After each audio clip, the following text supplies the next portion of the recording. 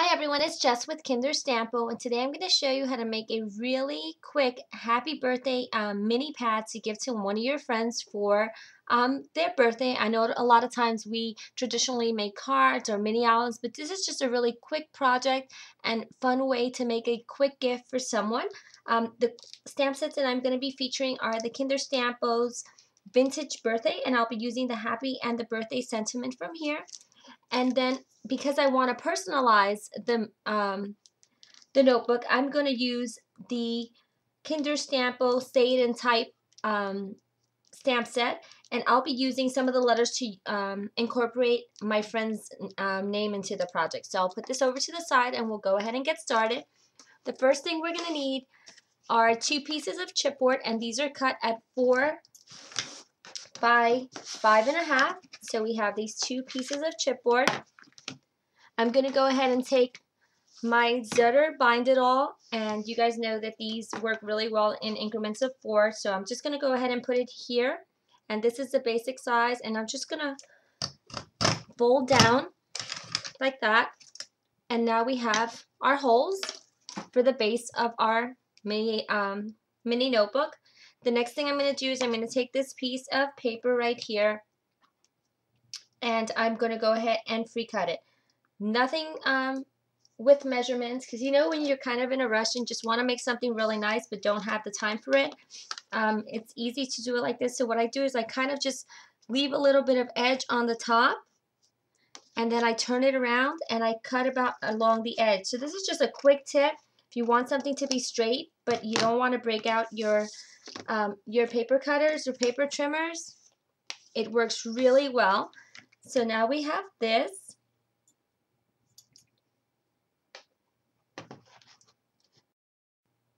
The next thing we're going to do is we're going to go ahead and take our border punch, and we're going to go ahead and punch 2 borders on this one. So I've gone ahead and I've pre-done it. I just noticed that because I want to put the border, there's not very much room around it. So all I'm going to do again is I'm just going to bring it down a little bit more, making a little bit more room on my page.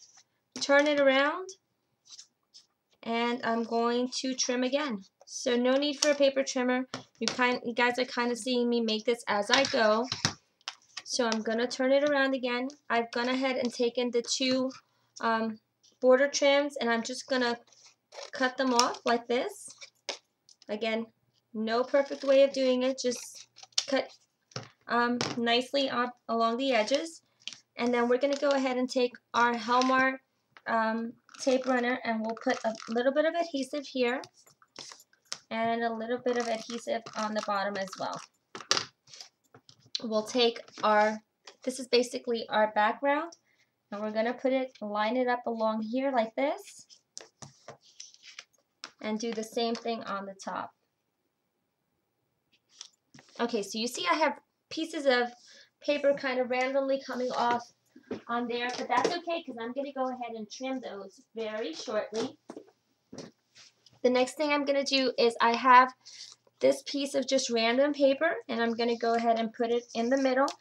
You can actually just put the tape on the background paper so that you know you're aligning it perfectly.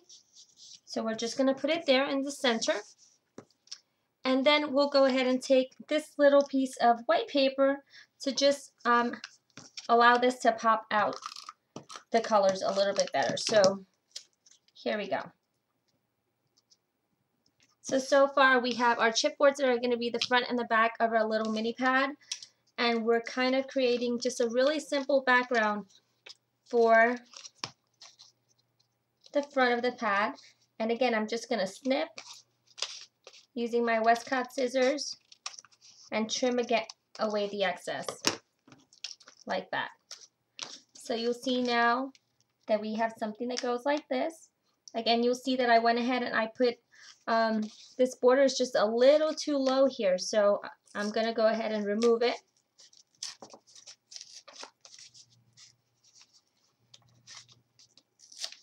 Like this. Nothing to worry about, because you'll go ahead and glue it again. I'm going to go ahead and put it down again and trim it. So you're probably saying at this point, she probably should have just taken out her paper cutter and and trimmed it. But you know what? Sometimes when I craft, I don't have the time to take out all of my tools, but I still want to be able to do it. So this is just kind of the way that I craft. So I wanted you guys to kind of get an idea of sometimes how my crazy brain works. So there, and you see, really easy to fix it. Again, there's no mistakes in crafting. They're just creative inspiration. So here we go. So now we have this. I'm going to go ahead and take this really pretty trim and put it along the bottom. And because the Helmar tape runner works really well, I'm just going to use the tape runner. I don't have to use any glues for this. The tape runner works perfect for this. And I'm just going to put the trim along the bottom like that. And just trim it along the edges right here. And just fold it along the back. So now we have this, right? So this is basically going to go on the front like that. The next thing we're going to do is we're going to go ahead and stamp our sentiment. So I'll go and get one of my my acrylic blocks. I happen to not have the perfect one lying around, so I have this big giant one, and that's what we're going to use. So just going to put happy birthday on this, and this is just going to be a little banner that I'm going to put on this little mini notepad. So just like that, we'll go ahead and take our let's see, our Memento ink, which I know must be hiding somewhere around here on my desk. Let's see where I put this little ink pad. Okay, ink pad, where are you? Here we go. Okay, I've gone ahead and found it, and I like pressing onto the stamp. It's just a personal preference. You can do it however you wish. You can ink into the stamp or onto it. Both ways work perfect. And we're just gonna press firmly onto here like that, and there we go. We have this really pretty and simple happy birthday sentiment. Because I want to do a banner, I'm just gonna trim it like this. So we're just trimming it really randomly. And then I'm just going to do a little angle. So I'm going to trim in, turn my scissor, and then trim like that. And now I have this little V. And I'll go ahead and do the same thing on the other side. Okay. So there goes my banner. I'm going to put on there. So now the next thing we'll do is we're just going to grab a piece of scrap paper and we're going to emboss the name on here. I use this little embossing buddy to take out all of the static off of my paper. Then the next thing I do is I grab my Versamark ink, and we've already gone ahead and taken off the static with our little embossing buddy, and I'm going to just ink into here like that and press down. Simple as that. Take my Versamark ink and move it over to the side. I'm going to use some white embossing powder for this particular project because I want the letters to really pop out against the black. And I'm just going to put a little bit of embossing powder on here like this. And just kind of move it up and down so that I know that it's got good coverage. And then I just like to flick it like this. So you see, now it says Gina. And there's some areas where you didn't put the anti-static on, and it picks up some of the little powder, but you just clean it off. It's really easy to do. And then we'll take our heating tool and we're going to heat it up. So we're just heating this up like this.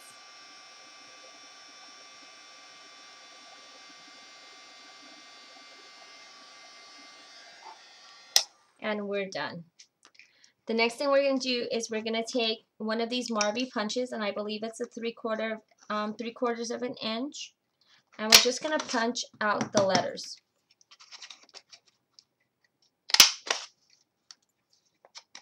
And there's just 4 letters for this name, so We're just going to punch them out like that. Okay, so now we have the 4 letters. The next thing we'll do is we'll grab some of our Hallmark Zap Dots, and these are the 1/4 inch squares. And we're just going to put one behind each of these letters because I want them to have some dimension on the project.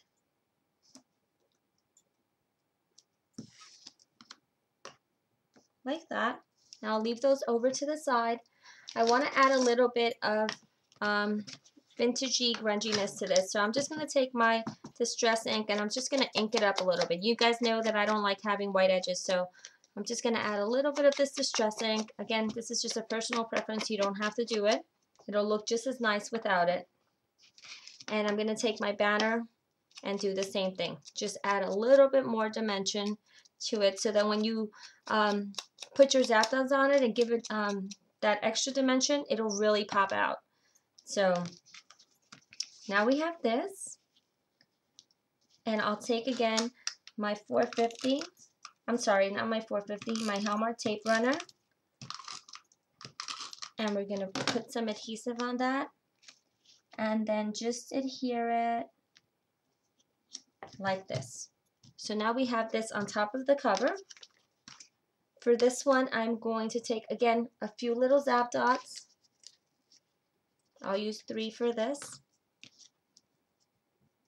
And just put them along the back. And remove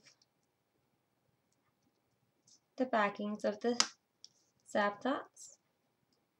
These come in black and white, so if you prefer to use white, you can. If you prefer to use black, you can. At least you have the option in both colors. I really, really do love the black ones. So I'm just going to kind of offset it like this so it hangs a little bit off of the paper. The next thing I'll do is I'm going to go ahead and position my flower first because I want to make sure I have enough room where I'm going to put the name. So I'm going to take my flower and just put some 450 on the back of here. Just a little nice little glob. 450 is a quick dry adhesive, so it'll dry fairly quickly. Just press it nicely into there, and then we'll take off our letters. So I'm gonna put the end maybe around there, and we can move them around if they're not even. So here goes the G, and I may need a little bit more space, so that's fine. We'll just move them around. We'll put the A right here. And if the leaf is covering it, all we have to do is snip it. So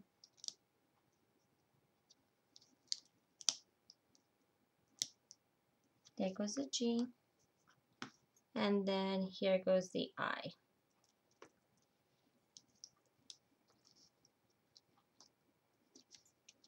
So I'm just going to shift my flower a little bit.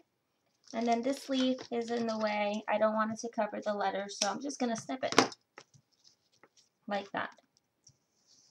So now we have a really simple cover that looks like this.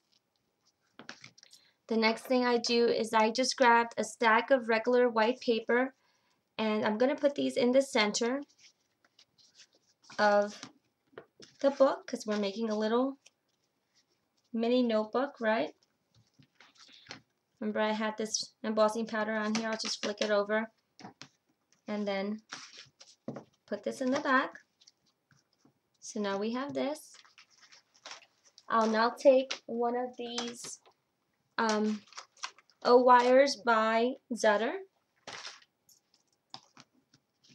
And the way that this works perfectly is if you don't want the wire to show, you kind of just put the back cover on top, and then you put your wires through it. So then when you actually close the binding, the closure is going to be inside and not outside. So I'm just measuring how many I need, and I have this little tool right here that's just a wire cutter. And I'm going to snip it here because I only need a certain amount of wires, right? So now I'll turn it like this.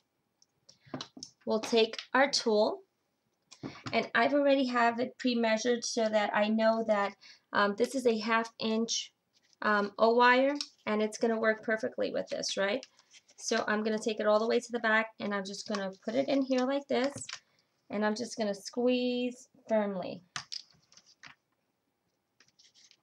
If you didn't squeeze it too firmly, you might leave a little bit of space, but that's okay. So I go ahead and do it again. Bind it all, and then I'm going to flip my little notebook around again. And there we go, just a really sweet and quick little notebook that you can make for one of your friends for their birthday. So I hope you guys enjoyed this quick project, and I look forward to sharing new ideas with you soon. Thanks for watching.